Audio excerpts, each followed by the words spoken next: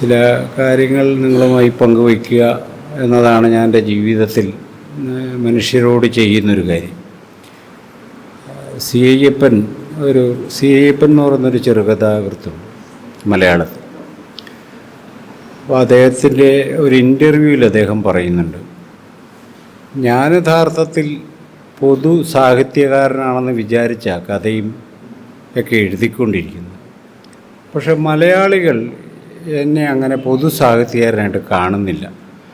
അവരെന്നെ ഒരു ദളിത് സാഹിത്യകാരനായിട്ട് മാത്രമേ കാണുന്നുള്ളൂ. എനിക്ക് എന്ത് ചെയ്യാൻ പറ്റും എന്നാണ്. ആ വാക്യം മനസ്സിലാകണമെങ്കിൽ മലയാളി ഒരു നൂറ്റാണ്ട് കൂടി കടക്കേണ്ടി വരുമെന്നാണ് ഞാൻ മനസ്സിലാക്കിയിട്ടുള്ളൊരു സാമൂഹിക യാഥാർത്ഥ്യം.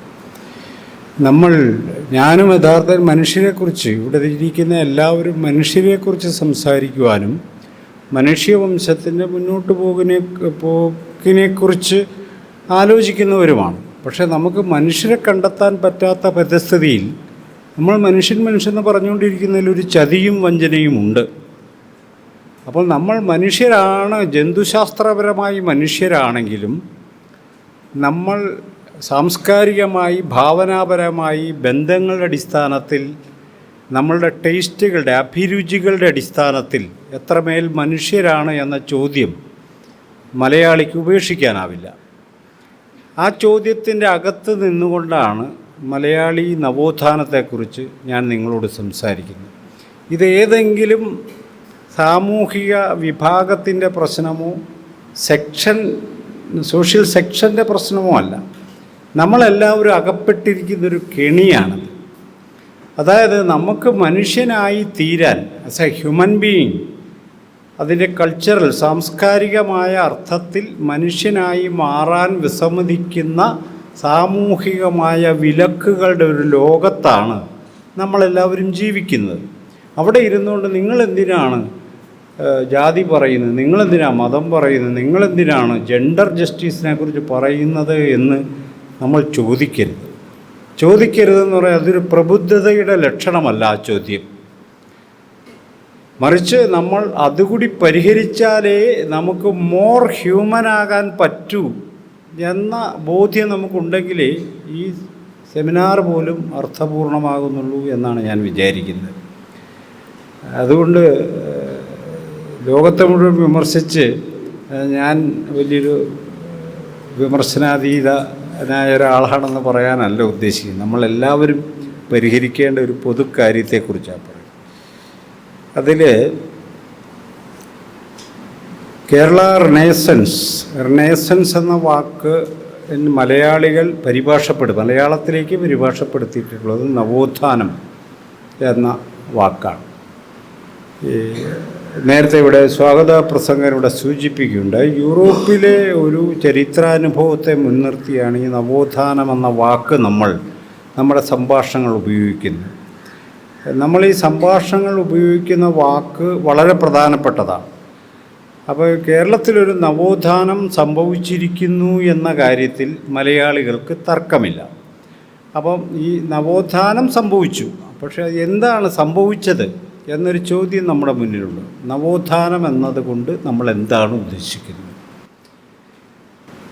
ഒരു പഴയ ജീവിതക്രമത്തെ മാറ്റി, പഴയ ജീവിത മൂല്യങ്ങളെ മാറ്റി, പഴയ നമ്മുടെ അഭിരുചികളെ മാറ്റി, പഴയ മനുഷ്യ ബന്ധങ്ങളെ മാറ്റി തൽസ്ഥാനത്ത് പുതിയ ബന്ധങ്ങളും പുതിയ അഭിരുചികളും പുതിയ മനുഷ്യഭാവനകളും പുതിയ ധർമ്മബോധവും ഉണ്ടാകുന്നതിനെയാണ് നമ്മൾ നവോത്ഥാനം എന്ന വാക്കുകൊണ്ട് സമഗ്രമായി മനസ്സിലാക്കേണ്ടത്.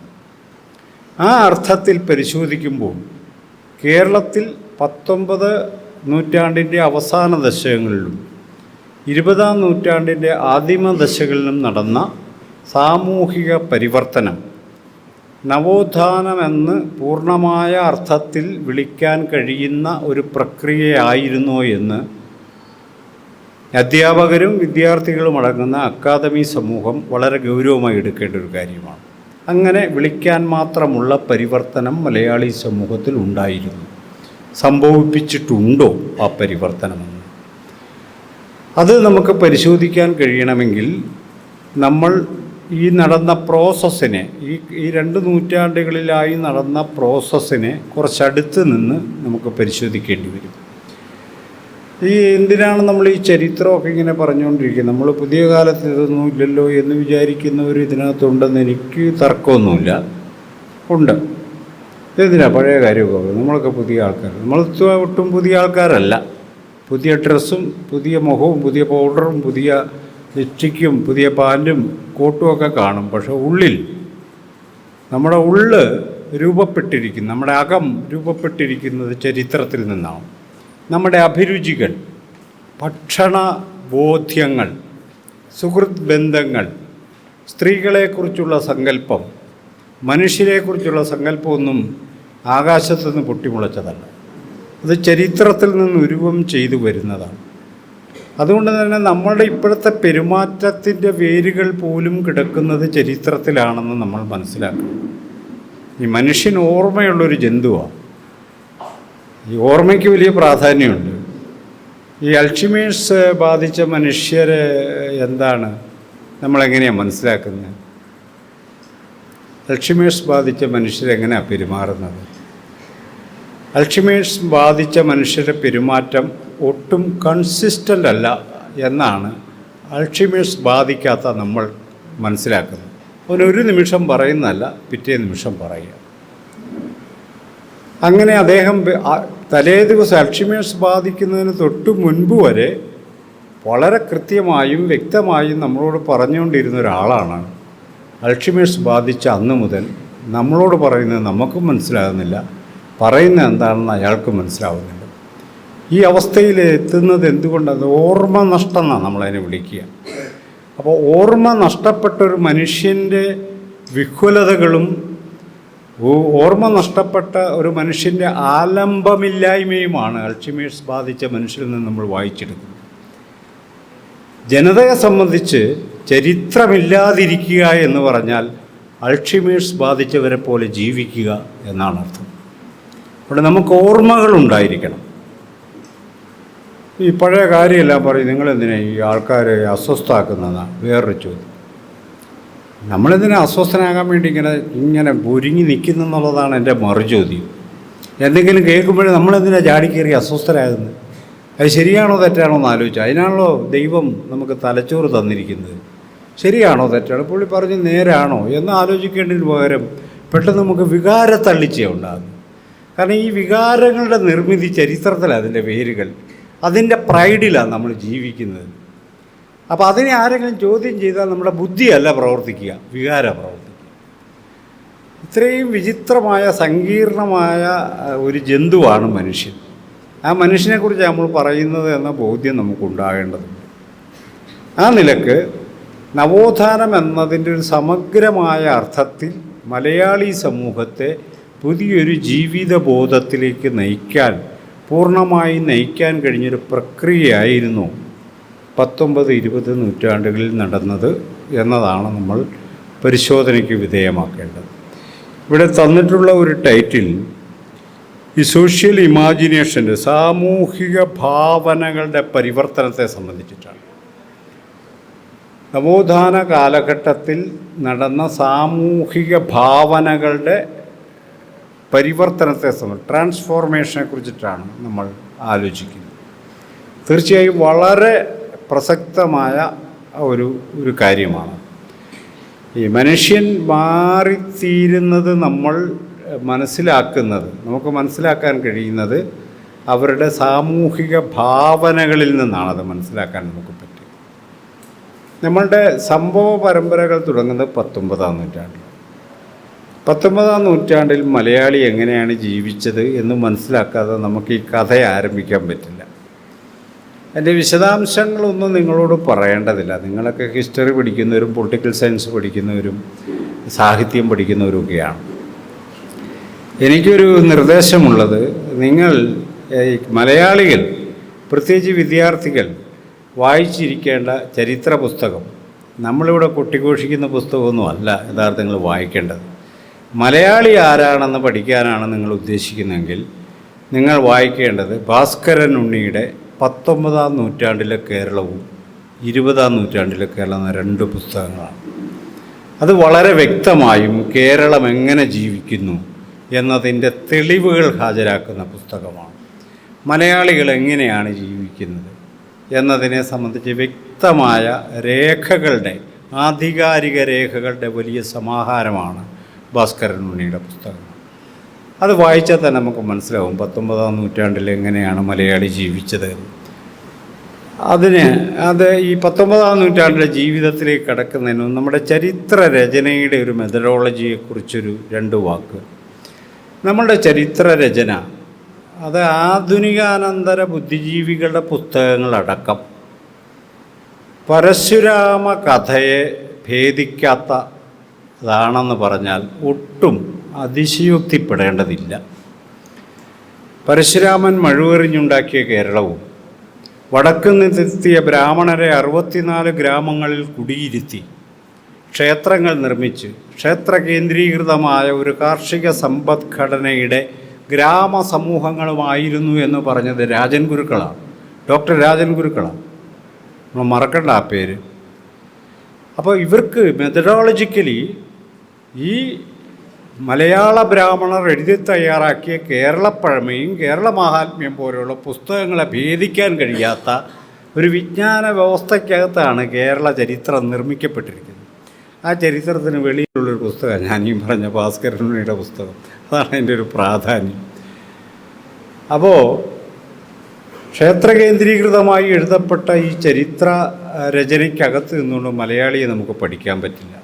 അതെന്തേരം പഠിച്ചാലും 3-4 സോഷ്യൽ സെക്റ്റിനെ കുറിച്ചുള്ള പഠനമേ ആവത്തുള്ളൂ. ഇന്നലെ പറഞ്ഞില്ലേ, ഇന്നലെ കൂടൽമാണിക്യ ക്ഷേത്രത്തിലെ തന്ത്രി പറഞ്ഞു ആ പുള്ളിക്ക് മാല കെട്ടാൻ അറിയത്തില്ലെന്ന് പറഞ്ഞു. അവിടെ പുള്ളി ഇപ്പം തന്നെ പറഞ്ഞുകൊണ്ടെന്ന് പറഞ്ഞു, അല്ല ഞാൻ പൂജ ചെയ്യലെന്ന് പറഞ്ഞു. പുള്ളി അപ്പോൾ മാല കെട്ട് പഠിച്ചുകൊണ്ട് വന്നിട്ടാണോ ഒരാൾ മാല കെട്ടാനായിട്ടുള്ള ജോലിക്ക് കയറേണ്ടത്? നിങ്ങളൊക്കെ എല്ലാം പഠിച്ചിട്ടാണോ ഇവിടെ വിദ്യാർത്ഥികളായിട്ട് അഡ്മിഷൻ മേടിച്ചത്? അല്ലല്ലോ, പഠിക്കാനല്ലേ ഇങ്ങോട്ട് വന്നത്. അധ്യാപകർ പഠിപ്പീരെല്ലാം കഴിഞ്ഞ് റിട്ടയർഡ് പ്രൊഫസർമാരെ ഈ കോളേജ് എടുക്കാറുള്ളോ? അല്ലല്ലോ, പഠിപ്പിച്ച് തുടങ്ങുന്ന അധ്യാപകരല്ലേ എടുക്കുന്നത്. ഒരു പഠിപ്പിച്ചല്ലേ പഠിപ്പീരുകാരായി മാറുന്നത്. ഇതെന്താ മാലകെട്ടുകാരന് ഈ നിയമം ബാധകമല്ലേ? മാലകെട്ടുകാരന് കെട്ടിയാന്നേ പഠിക്കുന്നത്. അപ്പോൾ ഇവന് കെട്ടാൻ അറിയത്തില്ല, ഇവരെ പറഞ്ഞുകൊണ്ടതാണ് പുള്ളി പറഞ്ഞത്. സംഭവം എന്താണെന്നറിയോ, കെട്ടാൻ അറിയാൻ മേലാത്തതല്ല, പുള്ളിയുടെ യഥാർത്ഥ താല്പര്യം തന്ത്രിക്ക് പറയാൻ പറ്റില്ല. ഈ മാല കെട്ടുന്നതിന് ഈഴവനാണ്. മാല കെട്ടാനുള്ള പരമ്പരാഗതമായ അധികാരം തന്ത്രസമുച്ചയത്തിൽ പറയുന്ന ആർക്കാണെന്നറിയാമോ? വാര്യർക്കാണ്. വാര്യർ കെട്ടിയാൽ മതി എന്നായി പറയുന്നത്. അത് നേരിട്ട് പറയുന്നില്ലെന്നേ ഉള്ളൂ. നമ്മളിതെല്ലാം കേട്ട് ശരി അവന് കെട്ടാൻ അറിയത്തില്ലെന്ന് നമ്മൾ വിചാരിക്കുന്നത്. അതല്ല, വാര്യർ കെട്ടിയാൽ മതി അതായി പറയുന്നത്. വാര്യർ കെട്ടിയാൽ മതി, സമ്മതിച്ചു, അമ്പലത്തിനകത്തല്ല. അതല്ല അതിൻ്റെ അർത്ഥം. മാല വാര്യർ കെട്ടിയാൽ മതി, കൊട്ട് മാരാര് കൊട്ടിയാൽ മതി, പൂജ ബ്രാഹ്മണൻ ചെയ്താൽ മതി എന്ന് പറഞ്ഞാൽ മനുഷ്യ മലം കോരാൻ തോട്ടി മതിയെന്നും പറമ്പിൽ കിളയ്ക്കാൻ പുലേനും പറയനും മതിയെന്നും ഒക്കെ അതിനർത്ഥം. അത് കയ്യിലിരിക്കുള്ളതാണ് ഞാനീ പറയുന്നത്. അത് കയ്യിലിരിക്കുമോ? അത്ര വലിയ വേഷം കെട്ടൊന്നും ഇനി നടക്കില്ല. വിജ്ഞാനം എങ്ങനെയാണ് നിങ്ങൾ പൊത്തിപ്പിടിക്കുന്നതെന്നും വിജ്ഞാനം എങ്ങനെയാണ് ദുരുപയോഗം ചെയ്യുന്നതെന്നും മനസ്സിലാക്കാൻ ബുദ്ധിയും സാമർഥ്യവും വെളിവുമുള്ള മനുഷ്യരാണ് കേരളത്തിൽ ജീവിക്കുന്നത് എന്നതാണ് നമ്മൾ അടിവരയിട്ട് നമ്മൾ മനസ്സിലാക്കേണ്ട ഒരു കാര്യം. 19-ാം നൂറ്റാണ്ടിൽ കേരളം എങ്ങനെ ജീവിച്ചു എന്നത് നമ്മൾ നോക്കുമ്പോൾ 2 കാര്യങ്ങൾ പ്രധാനമാണ്. ഒന്ന്, ഏറ്റവും കുറഞ്ഞത് വിശ്വാസം അനുസരിച്ചെങ്കിലും 2000 വർഷത്തിലധികം പഴക്കമുള്ള ക്രൈസ്തവ ജനസമൂഹത്തിൻ്റെ സാന്നിധ്യം കേരളത്തിൽ. ഉദയംപേരൂർ സുനകദോസിന് മുമ്പ് എത്രമാത്രം ക്രൈസ്തവികമായിരുന്നു എന്നുള്ളൊരു തർക്കമാണ്. അതവിടെ നിൽക്കട്ടെ, അതിലേക്ക് ഞാൻ കിടക്കുന്നില്ല. നിങ്ങൾക്ക് അറിയായിരിക്കും 2000 വർഷത്തെ പാരമ്പര്യമൊക്കെ പറയുമെങ്കിൽ 2000 വർഷത്തിന് മുമ്പ് ബൈബിളുമായിട്ടൊന്നും അല്ല, ബൈബിൾ ഉപദേശിക്കുന്ന പ്രകാരമുള്ള ആചാരാനുഷ്ഠാനങ്ങളൊന്നും ആയിട്ടല്ല കേരളത്തിൽ ക്രൈസ്തവ സമൂഹം ജീവിച്ചത്. നമുക്കറിയാവുന്ന കാര്യമാണ്. അത് ക്രൈസ്തവ സമൂഹത്തിന് അപമാനമാകേണ്ട കാര്യവുമില്ല, സത്യമാണ്. ഇസ്ലാം സാന്നിധ്യം വർഷങ്ങൾക്ക് മുമ്പുള്ള, നൂറ്റാണ്ടുകൾക്ക് മുമ്പുള്ള ഇസ്ലാം സാന്നിധ്യമുള്ള ഒരു സ്ഥലമാണ് കേരളം.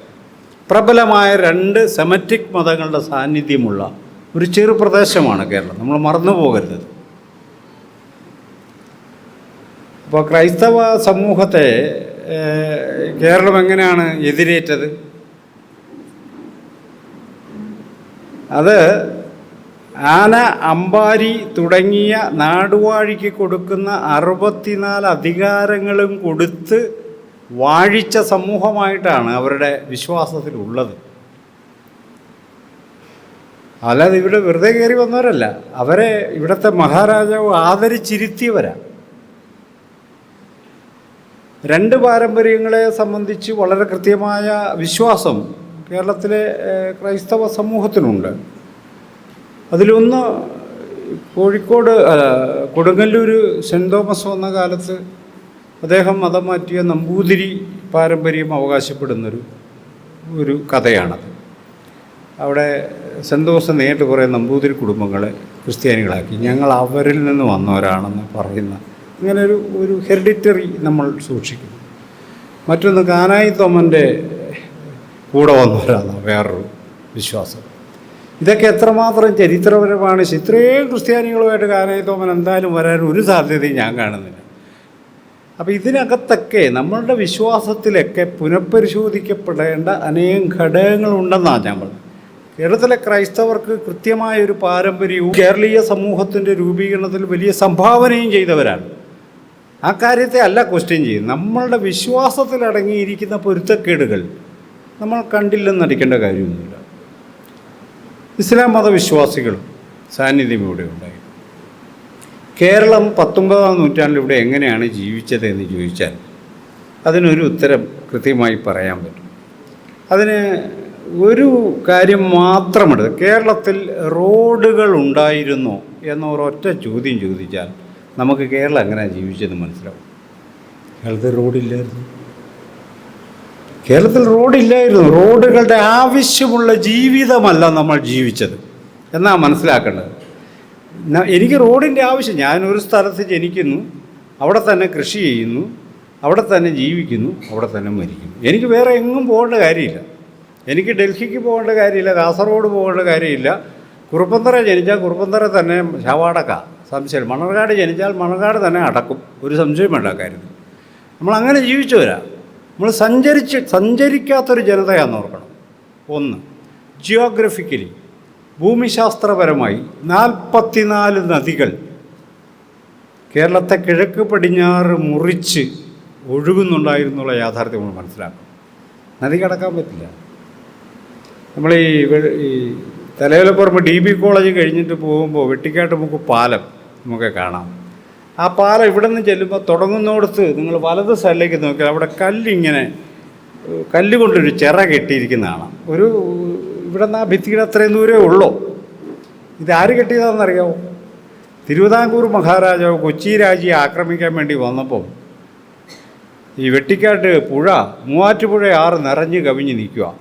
ശരി, എന്നാൽ ഇവിടെ ചിറ കെട്ടി അപ്പുറത്തേക്ക് കടക്കാൻ വേണ്ടി കല്ലിട്ടിട്ട് കല്ലൊഴുകി അറബിക്കടലിൽ പോയതല്ലാതെ ചിറ കെട്ടാൻ പറ്റിയില്ല. ടിപ്പു തിരുവിതാംകൂർ ആക്രമിക്കാത്തത് തിരുവിതാംകൂറിലെ രാജാക്കന്മാർ മഹാന്മാരായതുകൊണ്ടല്ല. ടിപ്പു അവിടെ നിന്ന് വന്ന സമയത്ത് പെരിയാറിൽ വെള്ളപ്പൊക്കമായിരുന്നു. അത്രയും വെള്ളം നീന്തി പോകാൻ പറ്റിയെന്ന് പറഞ്ഞിട്ട് പുള്ളി തിരിച്ചു പോയതല്ല. അല്ലാതെ തിരുവിതാംകൂറുകാർ പേടിച്ചിട്ട് പോയതൊന്നുമല്ല. നമ്മളങ്ങനെയൊക്കെ വിചാരിക്കുന്നത് എന്തോ അത്ഭുതകരമായ കാര്യമായിട്ട്. ഈ 44 നദികളാൽ ചുറ്റപ്പെട്ട, യാത്ര ചെയ്യേണ്ട ആവശ്യമില്ലാതെ ജീവിച്ച, ഓൾറെഡി സെറ്റിൽഡ് ആയിട്ടുള്ള, കാർഷിക ജീവിതം ജീവിച്ച, കാർഷിക ജീവിതത്തിൻ്റെ പ്രധാനപ്പെട്ട കാര്യം അടിമ സമൂഹങ്ങളെ നിലനിർത്തിയാണ് ഈ പണിയെല്ലാം ചെയ്യിച്ചുകൊണ്ടിരുന്നത്, ജോലി ചെയ്യിച്ചുകൊണ്ടിരുന്നത്. ഭൂമി വിൽക്കുക എന്ന് പറഞ്ഞാൽ കേരളത്തിൽ ഭൂമി വിൽക്കുക എന്നതിന് ഭൂമി മാത്രം വിൽക്കുക എന്നുള്ള അർത്ഥം 20-ാം നൂറ്റാണ്ടിൽ മാത്രമേ ഉണ്ടായിരുന്നുള്ളൂ. അതിനു മുമ്പ് ഭൂമി വിൽക്കുക എന്ന് പറഞ്ഞാൽ ഭൂമിയുടെ കൂടെ കുറേ ആളെ കൂടി വിൽക്കുമായിരുന്നു. ആ ആളാരാന്നറിയാമോ? ആ ഭൂമി പണിയെടുക്കുന്ന അടിമകളാണ്. അപ്പം ഞാൻ നിങ്ങൾക്ക് 10 ഏക്കർ ഭൂമി തന്നാൽ 100 അടിമയെ കൂടി തരുക, അതിനോട് കാശ് ഞാൻ മേടിക്കുക. അപ്പോൾ നമ്മളുടെ സമൂഹം എങ്ങനെയാണ് ഇത്തരം കാര്യങ്ങൾ ചെയ്തത് എന്നതിൻ്റെ കാര്യം നമ്മൾ മനസ്സിലാക്കണം. അപ്പോൾ ഇവിടെ റോഡ് വെട്ടാത്തതല്ല, റോഡിൻ്റെ ആവശ്യമില്ല. 1838 കേരളം തിരുവിതാംകൂർ ഭരിക്കുന്ന രാജാവിനോട്, ശ്രീമൂലം രാജാവിനോട് ചോദിച്ചു, നമുക്ക് തെക്ക് വടക്കൊരു ട്രങ്ക് റോഡ് വെട്ടാം, നല്ല റോഡ് തെക്ക് വടക്കേണ്ടത് വേണ്ടെന്ന് പറഞ്ഞു. മുറജപ മഹോത്സവം വരികയാണ്. അവിടെ ഇഷ്ടംപോലെ ആൾക്കാരുടെ പണിയുമുണ്ട്. മുറജപ മഹോത്സവം അറിയാവോ? 12 കൊല്ലത്തിലൊരിക്കൽ മഹാരാജാവ് നടത്തുന്ന ഉത്സവമാണ് ശ്രീ പത്മനാഭസ്വാമി ക്ഷേത്രത്തിൽ. അത് നാട്ടിലെ മുഴുവൻ ബ്രാഹ്മണരെയും ക്ഷണിച്ചു വരുത്തി അവർക്ക് സ്വർണ്ണമടക്കമുള്ള പാരിതോഷികങ്ങൾ കൊടുത്ത് ഭക്ഷണം കൊടുത്ത് ചെയ്യുന്ന വലിയൊരു പുണ്യപ്രവൃത്തിയായിട്ടാണ് അതിനൊക്കെ. അത് റവന്യൂ, സർക്കാർ റവന്യൂ ആണ് അതിന് ചിലവഴിക്കുന്നത്. അപ്പോൾ ശ്രീമൂലം തിരുനാൾ പറഞ്ഞതേ, മുറജപ മഹോത്സവം വരിക, അത് മുടക്കാൻ പറ്റില്ല, അല്ല റോഡ് പണി അവിടെ നിൽക്കട്ടെന്ന് പറഞ്ഞാൽ മാന്യം ഭരിച്ച സ്ഥലമാണ് തിരുവിതാംകൂർ, ആരും മറക്കണ്ട. അപ്പോൾ ഈ മഹാരാജാക്കന്മാരൊക്കെ വലിയ പുള്ളികൾ, അത് വെറുതെ കെട്ടുകഥയാണ്, ചുമ്മാ പറയുന്ന, നമ്മൾ വെറുതെ വിചാരിക്കുന്ന അതൊക്കെ. അപ്പം ഞാൻ പറഞ്ഞു വന്നൊരു കാര്യം, നമ്മൾ നിശ്ചലമായ ഒരു സമൂഹമായിരുന്നു, നിശ്ചല തടാകം പോലെ ജീവിച്ചവരാണ്. അപ്പോൾ ഒരു പ്രദേശത്ത് തന്നെ ക്രിസ്ത്യാനികളുണ്ട്, പുലയരുണ്ട്, പാറയറുണ്ട്, നായന്മാരുണ്ട്, ഇവരെല്ലാവരും ഉണ്ട്. അവരൊക്കെ അവിടെ കൊടുക്കൽ വാങ്ങലുകളും കുറച്ച് അയിത്തവും അടിയും പിടിയും ഒക്കെ ആയിട്ടങ്ങ് ജീവിച്ചു വരികയായിരുന്നു. ഇതാണ് എൻ്റെ യാഥാർത്ഥ്യം.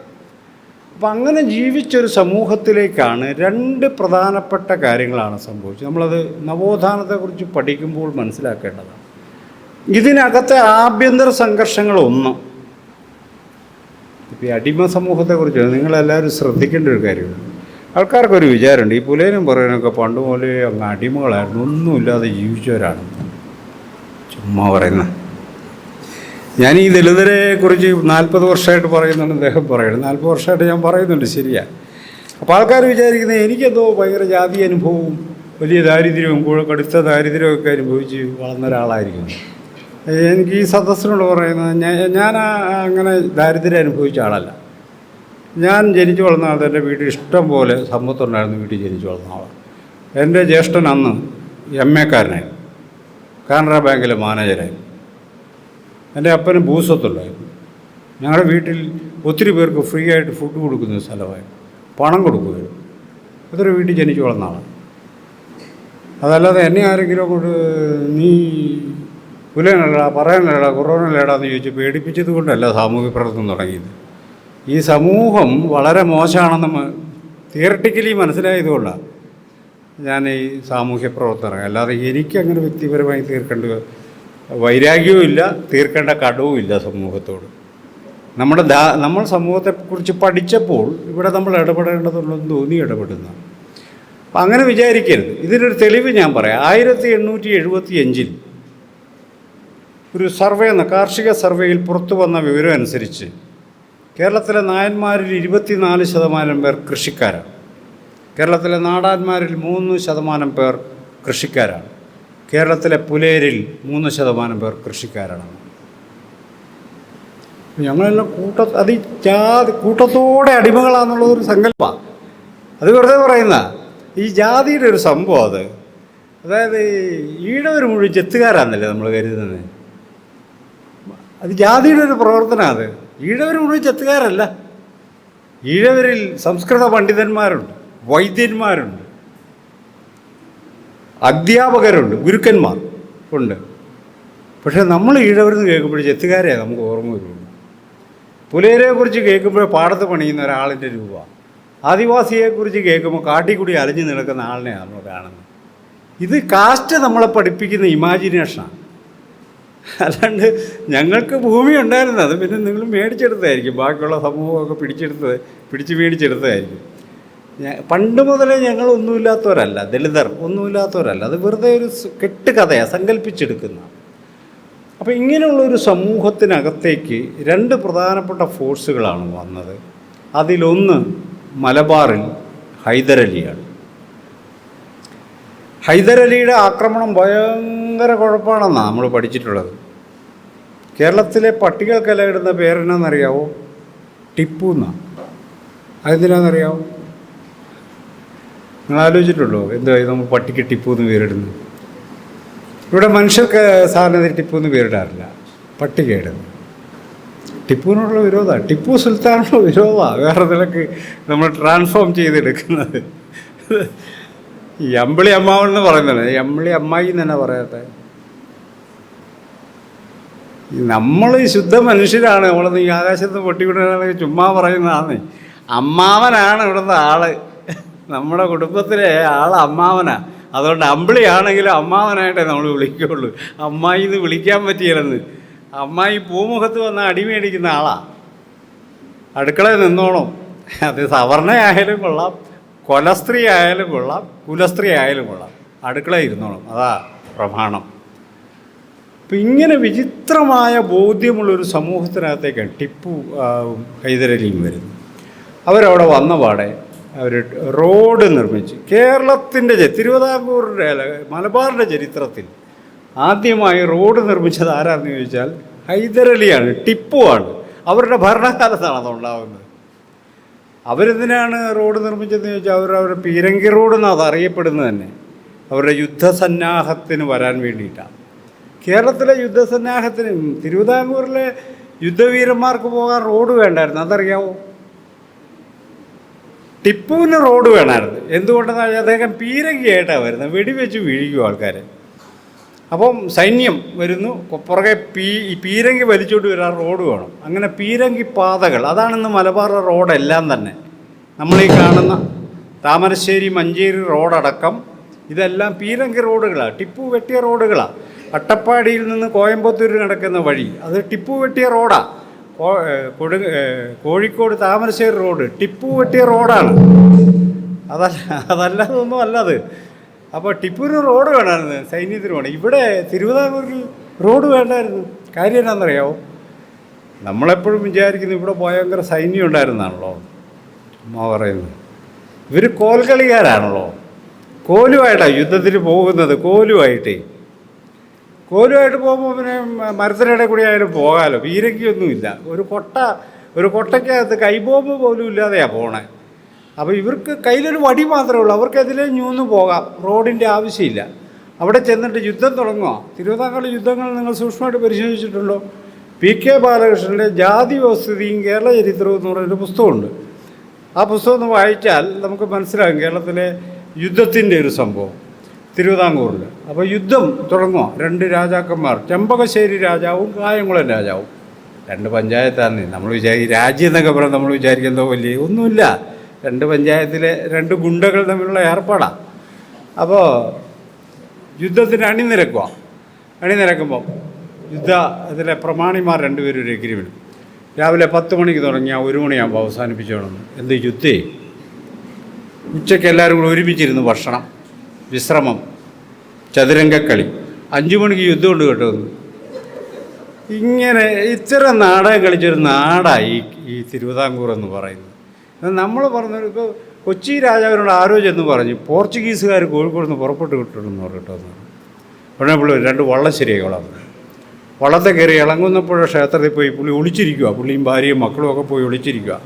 2 ദിവസം കഴിഞ്ഞെന്ന് പറഞ്ഞാൽ അവർ പുറപ്പെട്ടില്ലായിരുന്നു. ആരോ പറഞ്ഞത് എന്നാൽ തിരിച്ച് വള്ളം വിട്ടോളാൻ പറഞ്ഞു. അതാണ് കൊച്ചി രാജാവിൻ്റെ ശൂരത്വം. ഇത് ഇങ്ങനെയുള്ള ദുർബലരായ രാജാക്കന്മാർ ഭരിച്ചൊരു സ്ഥലത്തേക്കാണ് ഈ പറഞ്ഞ ടിപ്പുവിനെക്കുറിച്ചും ഹൈദരലിയെക്കുറിച്ചും ബ്രിട്ടീഷുകാർ എന്തെല്ലാം അപവാദം പറയാമോ അതെല്ലാം അവർ പറഞ്ഞിട്ടുണ്ട്. ഭീകരന്മാരായിരുന്നു, കുഴപ്പക്കാരായിരുന്നു, പച്ചയ്ക്ക് മനുഷ്യരെ തിന്നുന്നവരായിരുന്നു, കൊല്ലുന്നവരായിരുന്നു, ഇറച്ചി മനഃപൂർവ്വം തീറ്റിക്കുന്നവരായിരുന്നു എന്നൊക്കെ ചിലത് സംഭവിച്ചിട്ടുണ്ടായിരിക്കാം. ഇതൊക്കെ പറയുമ്പോഴോ അവർ പറഞ്ഞു ഇവർ സമർത്ഥരായ ഭരണാധികാരികളായിരുന്നുള്ള കാര്യത്തിൽ അവർക്ക് തർക്കമുണ്ടായിരുന്നില്ല. അതെല്ലാവരും രേഖപ്പെടുത്തിയിട്ടുണ്ട്. പക്ഷേ കേരളത്തിലെ ഏതെങ്കിലും രാജാവിനെക്കുറിച്ച് അങ്ങനെ പറഞ്ഞിട്ടുള്ളതായിട്ട് നിങ്ങളാരെങ്കിലും കേട്ടിട്ടുണ്ടോ? ഞാൻ കേട്ടിട്ടില്ല ഇതുവരെ. ഇല്ലെന്നേ.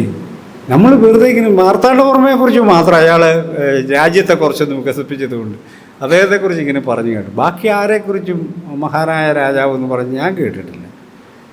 അപ്പോൾ ഞാൻ പറഞ്ഞു വരുന്നൊരു കാര്യം, ഇപ്പം മലബാറിൽ ടിപ്പു റോഡ് വെട്ടിയതിലൂടെ മനുഷ്യർ റോട്ടിലൂടെ നടക്കാൻ തുടങ്ങിയപ്പം ടിപ്പു വെറുതെ റോട്ടിൽ കയറി നടക്കുന്നവരൊക്കെ എല്ലാവരും വസ്ത്രം ധരിച്ചുകൊണ്ട് റോട്ടിൽ കയറാവുള്ളൂ കിട്ടുന്നത്.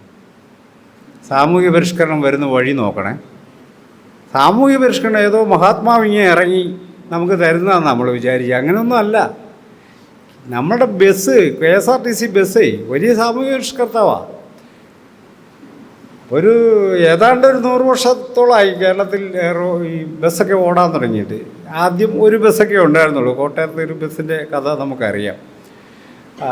അത് കഴിഞ്ഞാൽ 50കളോട് കൂടി ബസ്സുകളൊക്കെ ഇഷ്ടം പോലെ വന്നു. അപ്പോഴും നമ്മുടെ ഉള്ളിലുണ്ട് പുലയൻ 64 അടി മാറി നിന്നാൽ കൊള്ളാമെന്ന്. പക്ഷേ ബസ്സിനകത്ത് കയറി ഇതുപോലെ നടക്കുന്ന കാര്യമാണ്. 64 അടി പോയിട്ട് ഒരടി മാറാൻ പറ്റിയല്ല. അപ്പം ബസ് വലിയ സാമൂഹിക പരിഷ്കർത്താവാണ്. എല്ലാവരും മത്തി എടുക്കുന്ന പോലെയാണ് പോകുന്നത്. അത് ബ്രാഹ്മണനാണോ, ഇഴവനാണോ, ജോഹനാണോ, പെരേരാണോ, ഉള്ളാറാണോ, ഇതൊന്നും നോക്കാൻ പറ്റിയിരുന്നത്. ഇത് വലിയ സാമൂഹിക പരിഷ്കരണമാണ്. അപ്പോൾ സാമൂഹിക പരിഷ്കരണം എന്ന് പറഞ്ഞാൽ ഏതോ മഹാത്മാക്കളെ ഇറക്കുമതി ചെയ്യുന്നൊരു സാധനമല്ല.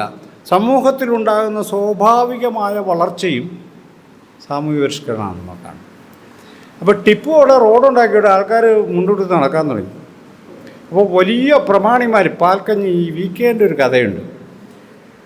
VK എന്ന് നിങ്ങൾക്ക് അറിയാമല്ലോ അല്ലേ? VK-ൻ്റെ ഒരു കഥയുണ്ട്. VK പറയുന്നത്, ഞാൻ രാവിലെ 5 മണിക്ക് എഴുന്നേറ്റു, ഒന്ന് ഉലാത്തി വന്നു, ശുചിയായി പത്രം വായിച്ചു, കുളിച്ചു, പാൽക്കഞ്ഞി കുടിച്ചു, റസൽ പ്രഭുവിൻ്റെ ജീവചരിത്രം 2 മണിക്കൂർ വായിച്ചു, ഉച്ചയ്ക്ക് വന്നു, ഊണ് 8 തരം കറിയും 2 പായസവും കൂട്ടി ഊണ് കഴിച്ചു, പിന്നെ ഒന്ന് വിശ്രമിച്ചു, 4 മണിക്ക് എഴുന്നേറ്റു, കുളിച്ചു, അടയും ചായയും കുടിച്ചു, ഞാൻ പുറത്തേക്കൊന്ന് ഇറങ്ങി, ഒന്ന് നടന്നു, തിരിച്ചു വന്നു, വീണ്ടും 2 മണിക്കൂർ റസൽ പ്രഭുവിൻ്റെ ജീവചരിത്രം വായിച്ചു, രാത്രി അത്താഴം കഴിച്ചു, ഒന്ന് പുകവലിച്ചു, കിടന്നപ്പോൾ ഇന്ന് എന്തെങ്കിലും തെറ്റിയിട്ടുണ്ടോ എന്ന് ഞാൻ ആലോചിച്ചു. ഒന്നും തെറ്റിയിട്ടില്ലെന്ന്.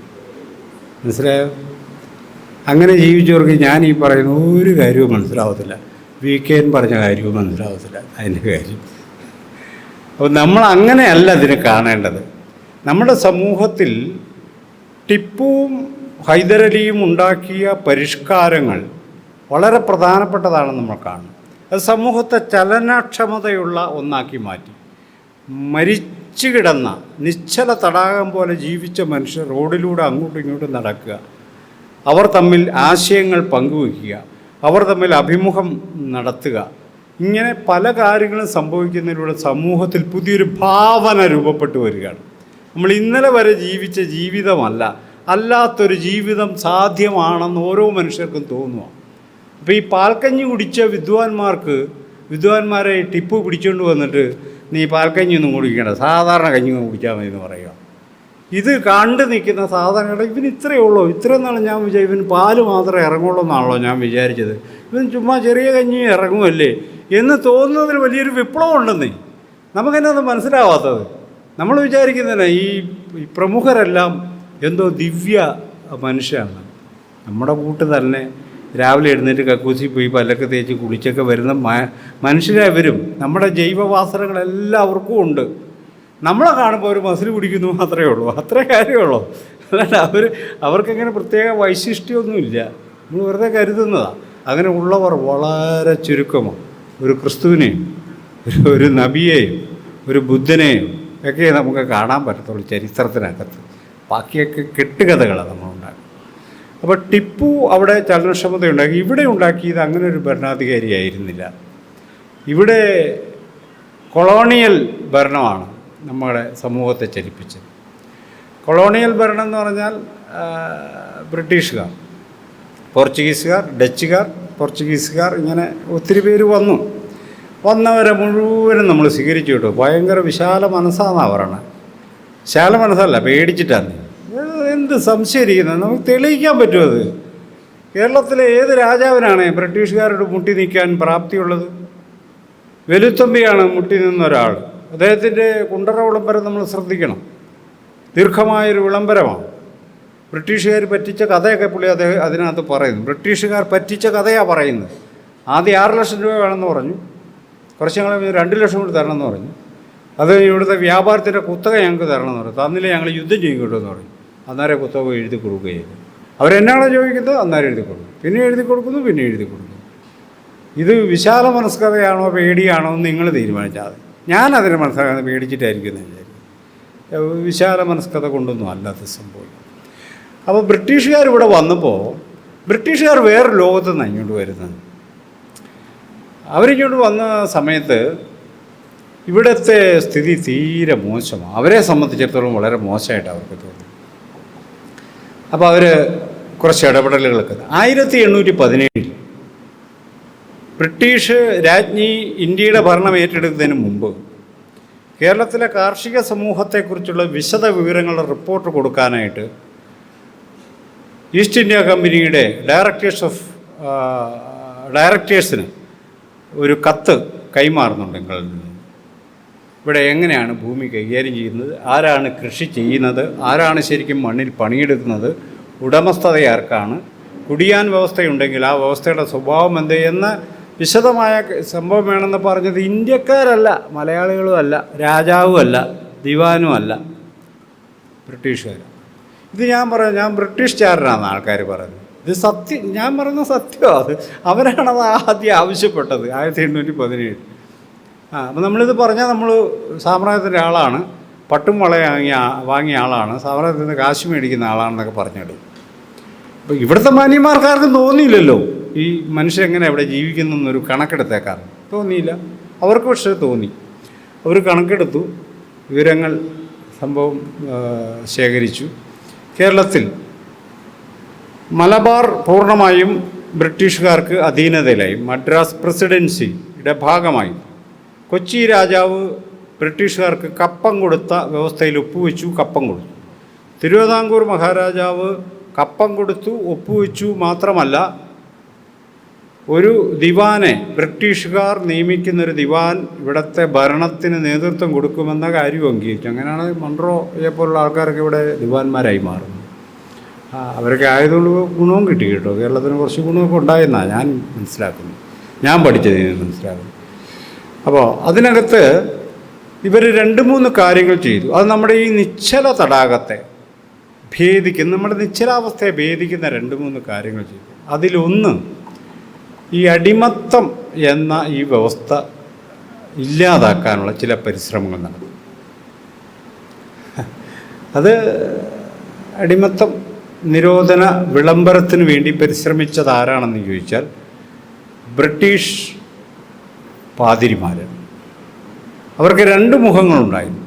ഒന്ന് അഡ്മിനിസ്ട്രേഷൻ്റെ മുഖം, മറ്റൊന്ന് മത പ്രേക്ഷിത പ്രവർത്തനത്തിൻ്റെ മുഖം. ഈ പ്രേക്ഷിത പ്രവർത്തനത്തിൽ നിന്നവർ അടിമത്തമടക്കമുള്ള കാര്യങ്ങൾ നിർത്തലാക്കണമെന്ന് ആവശ്യപ്പെടുന്ന നിരവധി കത്തിടപാടുകൾ നടത്തുന്നു ബ്രിട്ടീഷ് ഭരണാധികാരികളുമായി. അങ്ങനെ അടിമത്ത നിരോധനത്തിലേക്കൊക്കെ പിൽക്കാലത്തെത്തുന്നത് അവരുടെ പ്രയത്നത്തിൻ്റെ ഭാഗമാണ്. അപ്പോൾ അതിനെക്കുറിച്ചൊരു തിയറി ഉണ്ട് കേട്ടോ കേരളത്തിൽ. ബ്രിട്ടീഷുകാർ തോട്ടം ആരംഭിച്ചല്ലോ. തോട്ടത്തിൽ പണിയെടുക്കാൻ ആൾ വേണ്ടേ? അപ്പോൾ അതുകൊണ്ട് അടിമത്തം അങ്ങ് വേണ്ടെന്ന് വെച്ച് ഇവരെ മുഴുവൻ അങ്ങോട്ട് കൊണ്ടുപോയി പണി എടുപ്പിച്ചേക്കാം. ഇത് വലിയ തിയറിയാണ്. അതതിൻ്റെ ഒരു എഫക്റ്റാണെന്നാണ് ഞാൻ മനസ്സിലാക്കുന്നത്. അതതിൻ്റെ ഒരു ഫലമാണ്. അതല്ലാതെ അതിനു വേണ്ടിയാണ് ഇത് ചെയ്തതെന്ന് നമ്മൾ പറയരുത്. കേരളത്തിലെ അവർണ സമൂഹങ്ങൾ, ചാന്നാമാർ, പുലയർ, പറയർ എന്നൊക്കെ ദളിത് സമൂഹങ്ങളൊക്കെ ബ്ലൗസ് ധരിച്ചത് വസ്ത്രവ്യാപാരികൾക്ക് വേണ്ടിയാണെന്ന് പറഞ്ഞ മാന്യന്മാരുള്ള സ്ഥലമാണ് കേരളം. ഇവർക്ക് ഏത് ലോകത്താണ് വലിയ പ്രൊഫസർമാരാണ്. ഇവർ ഏത് ലോകത്താണ് ജീവിക്കുന്നത് എനിക്കറിയത്തില്ല. ഇവരൊക്കെ വസ്ത്രവ്യാപാരിക്ക് ലാഭം ഉണ്ടാക്കാൻ വേണ്ടിയാണോ മറയ്ക്കണമെന്ന് പറഞ്ഞത്?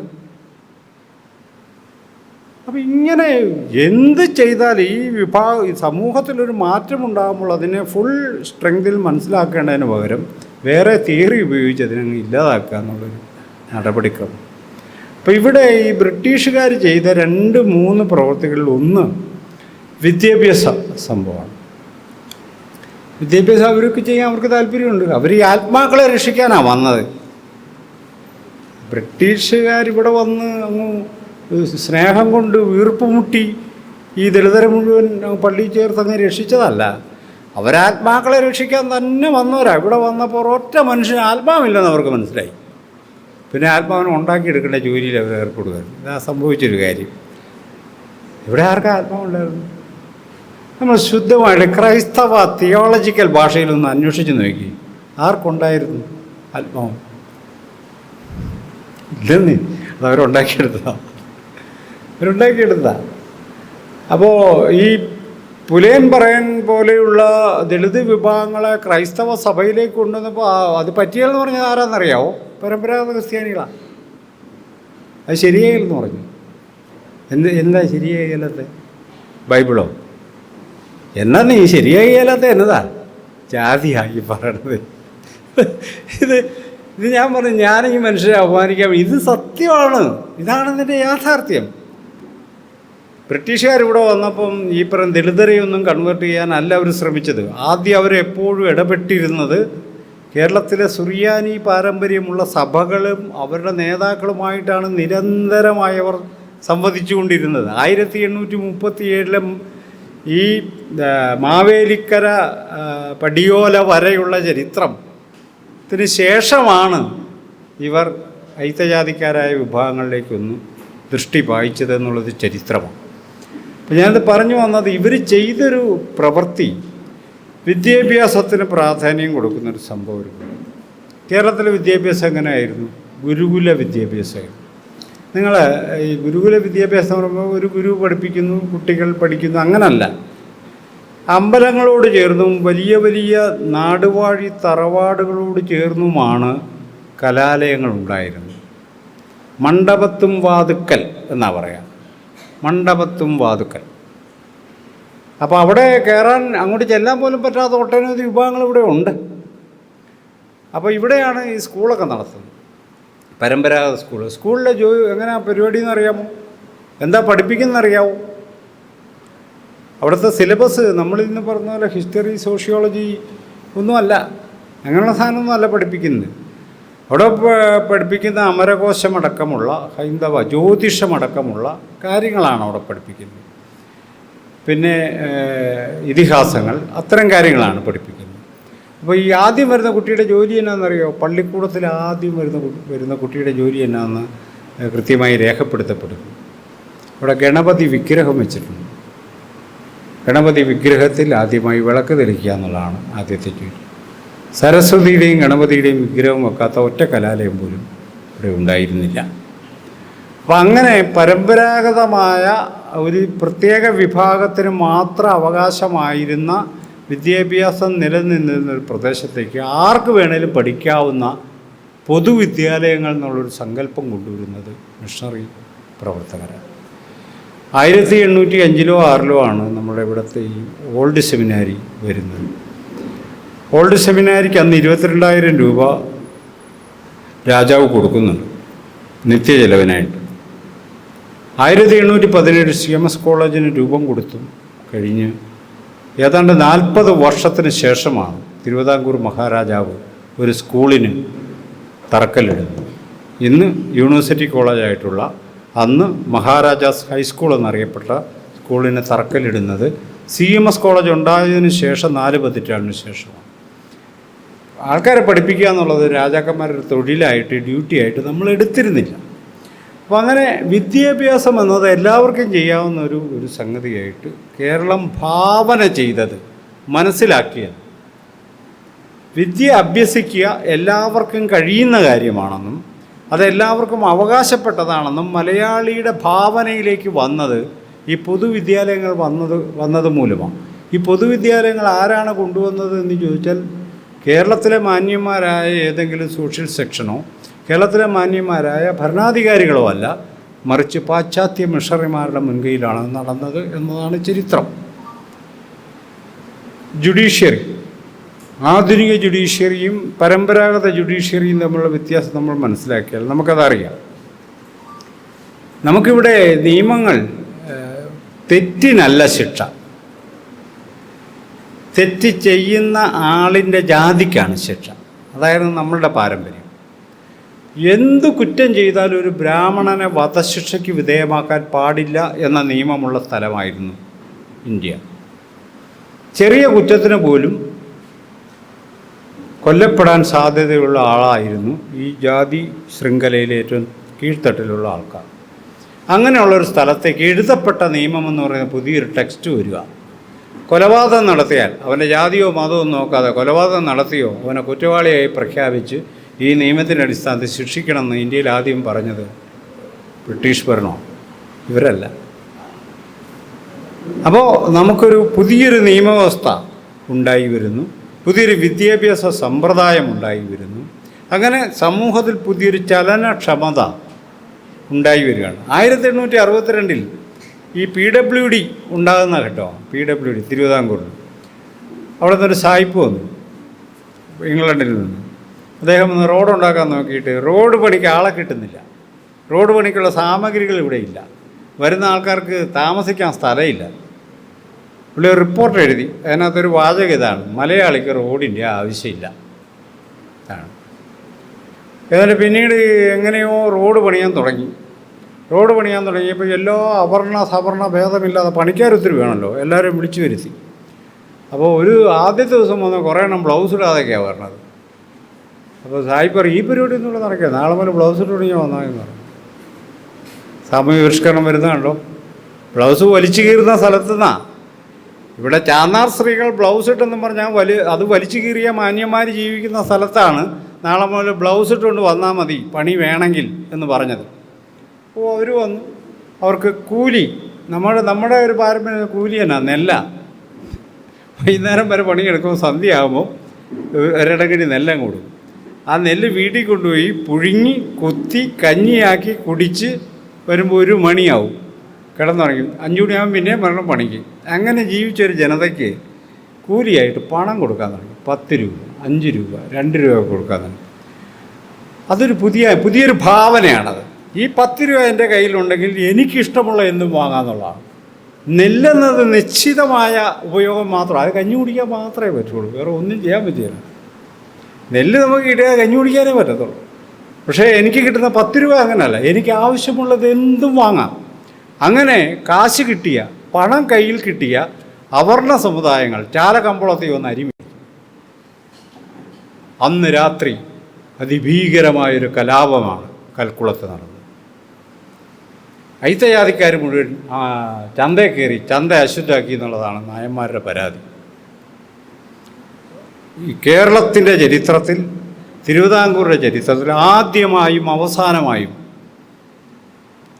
രാജകൊട്ടാരത്തിന് നേരെ കല്ലെറിഞ്ഞ ഒരേ ഒരു രാത്രി അതാണെന്നും നമ്മൾ മറന്നു പോകണ്ട. ഒന്നാലോചിച്ച് നോക്കി. മനുഷ്യൻ എഴുന്നേറ്റ് നിന്നാൽ സമ്മതിക്കില്ലാത്ത വിധം അടഞ്ഞൊരു സമൂഹത്തെ തുറന്നതിൽ ഈ കൊളോണിയൽ ശക്തികൾക്കും ഈ പറയുന്ന ടിപ്പു സുൽത്താൻ അടക്കമുള്ള ഹൈദരലി അടക്കമുള്ള ഭരണാധികാരികളുടെ ഇൻവേഷന് വലിയ പങ്ക്. അതൊരു ഭാഗമാണ് റിനൈസൻസ്. രണ്ടാമത്തെ ഒരു സംഗതി, നമ്മളുടെ തന്നെ ആഭ്യന്തര പ്രശ്നങ്ങളുണ്ട്. ഈ കേരളത്തിലെ വിശ്വാസങ്ങൾ തമ്മിലൊരു സംഘർഷമുണ്ട്. ശൈവ വൈഷ്ണവ സംഘർഷം എന്നൊക്കെ പറയുന്ന അഖിലേന്ത്യാ അടിസ്ഥാനത്തിലുള്ള ഭക്തി പ്രസ്ഥാനമടക്കമുള്ളവ, അതിനെതിരായിട്ടുള്ളവ, അങ്ങനെ തുടങ്ങി നമ്മുടെ വിശ്വാസ സമൂഹത്തിൽ വലിയ സംഘർഷങ്ങളുണ്ട്. അതുപോലെ ജാതി വ്യവസ്ഥ നിലനിൽക്കുന്നതുകൊണ്ട് ജാതി സമൂഹങ്ങൾ തമ്മിൽ വലിയ സംഘർഷങ്ങളുണ്ട്. ഇതിൻ്റെ ഒരു മണ്ഡലവും ഈ പുതിയ തുറവിയിൽ സജീവമാവുക. സമൂഹം കൊണ്ട് ഓപ്പൺ ചെയ്തതോടെ ഇതും അങ്ങ് സജീവമായി. അപ്പോൾ തമിഴ് ശൈവ പാരമ്പര്യത്തിൽ നിന്നും ഒരു മനുഷ്യ വിമോചനത്തെ സംബന്ധിച്ച പുതിയൊരു ഭാവന, ദൈവത്തിൻ്റെ മുന്നിൽ എല്ലാവരും തുല്യരാണെന്ന് വിശ്വസിക്കുന്നത് പോലെ മനുഷ്യരെല്ലാം തുല്യരാണ്, മനുഷ്യരെല്ലാം സഹോദരരാണെന്ന് വിചാരിക്കുന്ന പുതിയൊരു മനുഷ്യ ഭാവന തമിഴ് ശൈവ പാരമ്പര്യത്തിൽ നിന്ന് കേരളത്തിലേക്ക് വരുന്നു. ശ്രീനാരായണ ഗുരുവൊക്കെ അതിൻ്റെ കൂടി ഒരു പ്രോഡക്റ്റായിട്ട് നമ്മൾ കാണും. ഈ ആഭ്യന്തര സംഘർഷം വളരെ പ്രധാനമാണ്. ഈ ആഭ്യന്തര സംഘർഷത്തിൽ ഗുരുവിൻ്റെ വ്യാഖ്യാനം കേരളത്തിന് സ്വീകാര്യമായിരുന്നില്ല അന്നത്തെ ഘട്ടത്തിൽ. അപ്പോൾ അന്ന് നവോത്ഥാനം എന്ന് പറയുന്ന ഈ പ്രക്രിയയുടെ യഥാർത്ഥത്തിലുള്ളൊരു ഉള്ളടക്കം, ഒന്ന് ഈ ഇൻവേഷനിലൂടെ നടന്ന ചലനക്ഷമത, 2 നമ്മുടെ ആഭ്യന്തര സംഘർഷങ്ങൾ, മതരൂപീകരണങ്ങളുടെയും മതകലഹങ്ങളുടെയും വലിയൊരു ചരിത്രം നമുക്ക് കേരളത്തിൽ നിന്ന് തിരുവിതാംകൂറിൽ നിന്ന് വായിച്ചെടുക്കാൻ പറ്റും. അതിലൊരു ഉദാഹരണം ഗുരുവാണ്. ഗുരു ശിവപ്രതിഷ്ഠ നടത്തുന്നു അരുവിപ്പുറത്ത്. അന്ന് രാത്രി നമ്മൾ ഓർക്കണം, അന്ന് രാത്രി അദ്ദേഹം ആ കുളത്തിലിറങ്ങി ഒരു കല്ലെടുത്തുകൊണ്ട് വന്ന് പ്രാർത്ഥിച്ച് അത് അവിടെ പ്രതിഷ്ഠ നടത്തുന്ന സമയത്ത് അതിന് ദൃക്സാക്ഷിയായ ഒരാൾ പറയുന്നൊരു കാര്യം, അദ്ദേഹത്തിൻ്റെ കണ്ണിൽ നിന്നും കണ്ണുനീർ പാദം വരെ ഒഴുകി എന്നാണ് പറയുന്നത്. അപ്പോൾ അതിൽ നമ്മൾ മനസ്സിലാക്കും ദൈവാനുഭവം ഉണ്ട് ഗുരുവിന്. ആ ദൈവാനുഭവത്തിൽ അല്ലാതെ കള്ളത്തരം സവർണരെ ഒന്ന് വെല്ലുവിളിച്ചേക്കാം എന്ന് വിചാരിച്ചൊരു കല്ലെടുത്ത് വെക്കുകയല്ല ചെയ്തത്. അദ്ദേഹത്തിന് ആന്തരികമായൊരു ദൈവാനുഭവമാണ് സ്ഥാപിച്ചത് അവിടെ. പക്ഷേ പിറ്റേ ദിവസം ആൾക്കാർ എന്ന് ഈ പുള്ളിയുടെ കോങ്ങാക്കി പിടിക്കാൻ തുടങ്ങുക. നീ എല്ലാ പണിയാണ് കാണിച്ചെന്നാണ് ചോദിക്കുന്നത് ഗുരുവിനോട്. നിനക്കാരാ അധികാരം തന്നതാ ചോദിക്കണ്ടോ? ജാതിയുടെ അധികാരം കടന്നു വരുന്നതാണല്ലോ. അപ്പോൾ പ്രതിഷ്ഠയ്ക്ക് അധികാരം ബ്രാഹ്മണനേ ഉള്ളൂ. നീ എന്ത് ചോവനായി നീ എന്തിനത് ചെയ്തെന്നാണ് ചോദിക്കുന്നത്. അപ്പോൾ അവനതിന് പ്രാവീണ്യമില്ലെന്നൊന്നും പറഞ്ഞ് ഇനി രക്ഷപ്പെടാൻ പറ്റില്ല. അതതിൻ്റെ കാര്യം. ഇത് പ്രശ്നം എന്ന് പറഞ്ഞാൽ ഗുരു ആ പ്രതിഷ്ഠ നടത്തിയിലൂടെ കേരളത്തിലൊരു പുതിയ മനുഷ്യഭാവന രൂപം കൊള്ളുക. അതിനിടയിൽ അദ്ദേഹം എഴുതി, ജാതിഭേദം മതദ്വേഷം ഏതുമില്ലാതെ സർവരും സോദരത്വേന വാഴുന്ന മാതൃകാസ്ഥാനമാണ്. ആധുനിക മലയാളിയുടെ മനുഷ്യ സമൂഹ സങ്കല്പത്തിൻ്റെ ഒരു വലിയ ഭാവനാലോകമാണ് ഗുരു ആ പ്രതിഷ്ഠയിലൂടെ തുറന്നു വെക്കുന്നത്. നമ്മളത് മനസ്സിലാക്കണം. അപ്പോൾ അതിനു മുമ്പ് നമ്മളെ സഹോദരനാണെന്ന് വിചാരിച്ചിട്ടുള്ളൂ? നമ്മളൊന്ന് ആലോചിച്ച് നോക്കി. നമ്മുടെ സഹോദരനാണെന്ന് വിചാരിച്ചിട്ടുള്ളൂ? ഒരാളെ ഒരു ബ്രാഹ്മണ ഇതൊഴിക്ക് നടന്നു പോവാം. അപ്പോൾ പുള്ളി നോക്കും, ഒരാളെ നോക്കുക. അപ്പോൾ ആൾ പുലേനോ പറയനോ കുറവനോ അങ്ങനെ ഏതെങ്കിലും ഒരു കീഴ്ജാതി എന്നവർ വിളിക്കുന്ന ജാതിപ്പെട്ടവരാണ്. ഇവൻ പോണ വഴിക്ക് കുളത്തിൽ ഇറങ്ങി 64 പ്രാവശ്യം മുങ്ങുക. അശുദ്ധം മാറി ശുദ്ധമായി. അവൻ്റെ തലയ്ക്ക് ഓളാണെന്ന് നമുക്ക് എന്നാ തോന്നാത്തത്? ആ 64 പ്രാവശ്യം ഒരു മനുഷ്യനെ മുങ്ങിപ്പോയി ഒരു തലയ്ക്ക് അസുഖമാണ് സംഭവം. നമ്മളത് അങ്ങനെയാണ് മനസ്സിലാക്കുക. ഒട്ടും നോർമലല്ല ആ മനുഷ്യൻ. ഒരു മനുഷ്യനെ കണ്ടതിൻ്റെ പേര് 64 പ്രാവശ്യം മുങ്ങി കുളിക്കണമെങ്കിൽ അവനെന്തോ അസുഖമുണ്ടെന്ന് തന്നെ നമ്മൾ കരുതണം. അങ്ങനെ അസുഖബാധിതരായ സമൂഹ മനസ്സിനെയാണ് ഗുരു മോചിപ്പിക്കുന്നത്. നമ്മൾ സഹോദരരാണെന്ന് പറയുന്നത്. നീ നാളെ മുതൽ കുളിക്കേണ്ടത് അവനെ കണ്ടെന്ന് വിചാരിച്ച് 64 പ്രാവശ്യം മുങ്ങണ്ട, നീ നോർമലായി ജീവിച്ചോളാനാണ് അവനോട് പറയുന്ന കാര്യം. നീ അശുദ്ധി എന്ന് പറഞ്ഞ സാധനം ഇല്ല, അതിൻ്റെ വെറും ഭ്രാന്താണ് എന്നാണ് ഈ പറയുന്നത്. അപ്പോൾ എല്ലാവരും ആത്മസഹോദരങ്ങളായിരിക്കണമെന്ന് ഗുരു പറയുന്നതിലൂടെ മലയാളിക്ക് പുതിയൊരു ഭാവനാ ലോകം ഉണ്ടായി വരികയാണ്. ഇങ്ങനെ മതകലഹങ്ങളുടെയും ജാതി കലഹങ്ങളുടെയും, ജാതി എന്നതൊരു അധികാര സ്ഥാനം കൂടിയാണ്. ഈ അധികാര സ്ഥാനമാണ് സംഘർഷപ്പെടുന്നത്. മനുഷ്യരല്ല സംഘർഷപ്പെടുന്നത്, ജാതികളാണ് സംഘർഷപ്പെടുന്നത്. ജാതി ജീവിതമുള്ള മനുഷ്യരായി ഏറ്റുമുട്ടുന്നത്. ഗുരുവിനോട് ചോദിക്കുന്നുണ്ട് ഒരു കക്ഷി, ഇങ്ങനെ ട്രെയിനിൽ ഗുരു ഇങ്ങനെ യാത്ര ചെയ്യുന്നൊരു സമയത്ത്, എന്താ ജാതി പൂരിയ ചോദ്യം ചോദിക്കുന്നു. അപ്പോൾ ഗുരു വളരെ സൗമ്യനായി. അപ്പോൾ കണ്ടിട്ട് മനസ്സിലായില്ലേ? ഇല്ല മനസ്സിലായില്ല. കണ്ടിട്ട് മനസ്സിലാകാത്ത നിനക്ക് പിന്നെ കേട്ടാൽ മനസ്സിലാകുമെന്നാണ് ഗുരുവിൻ്റെ മറുപടി. ആധുനിക മനുഷ്യൻ്റെ എല്ലാ യുക്തിഭദ്രതയോടുകൂടി ജാതിയെ വെല്ലുവിളിച്ചൊരാളാക്കി. മഹാത്മാ അയ്യൻകാട് ഈ ജാതി അധികാര കേന്ദ്രങ്ങളെയാണ് അദ്ദേഹം അഭിസംബോധന ചെയ്തത്.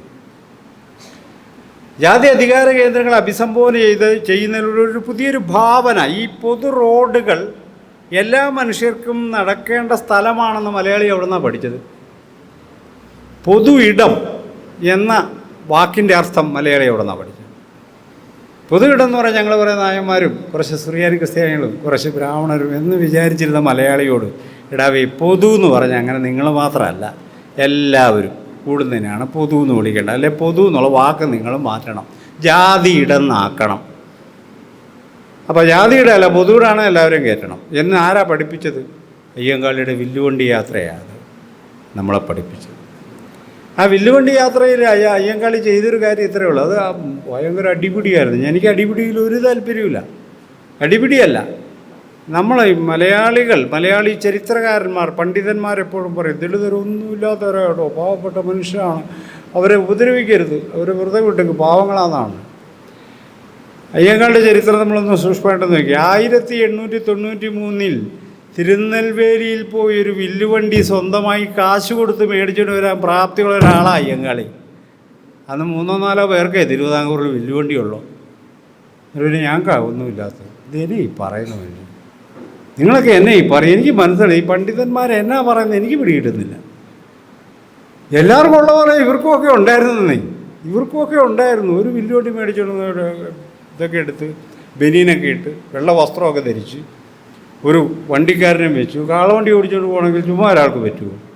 സ്വാധീനം ഉണ്ടായിരുന്നു, ശേഷിയുണ്ടായിരുന്നു, പ്രാപ്തി ഉണ്ടായിരുന്നു, പണം ഉണ്ടായിരുന്നു. 8 ഏക്കർ ഭൂമി ഉണ്ടായിരുന്നു അയ്യങ്കാളിയുടെ അപ്പന്. അതറിയാവോ?